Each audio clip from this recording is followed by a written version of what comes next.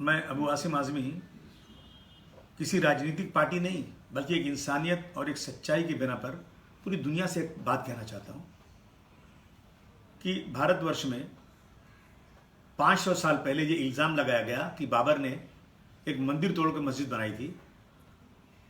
फ़िरक़ापरस्त लोग जिनकी आस्था थी मंदिर पे और मुसलमानों से नफरत थी, उन्होंने बहुत बड़ी भीड़ जमा करके पूरी मस्जिद को मिसमार कर दिया। और कोर्ट कहता है कि किसने तोड़ा मुझे मालूम नहीं, कोई सज़ा किसी को नहीं। और उस जगह पर बहुत बड़ा मंदिर बन गया, बहुत खुशी मनाई जा रही है। ठीक है, अब हमारी मस्जिद अक्सा जो सबसे पहली मस्जिद थी जिसे इस्लाम का रिश्ता हज़ारों तरह से जुड़ा हुआ है, और हर मुसलमान का ये फ़र्ज़ होता है कि इंसाफ की आवाज़ पर फ़लस्तीन में जो हमारी मस्जिद है उसे आज़ाद कराया जाए। इन यहूदियों के पास कोई जगह नहीं थी रहने की, फ़लस्तीन ने जगह दिया इनको रहने की। अब ये कहते हैं ये मेरी जगह है, इनको रोज़ जाना, इनके ऊपर कितने सालों से जुल्म, ज़्यादती, कत्ल, गारत, लूट फाट, असमत दरी कर रहे लगातार, लेकिन कोई चू चरा नहीं कर रहा है।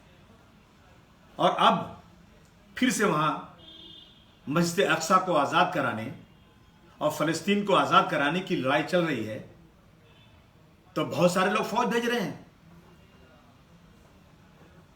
मैं कहता हूं कि पूरी दुनिया के इंसाफ पसंद, नॉट मुसलमान ओनली, पूरी दुनिया के इंसाफ पसंद और मुसलमानों को खास तौर से ये फर्ज हो जाता है कि मस्जिद अक्सा को आज़ाद कराएं।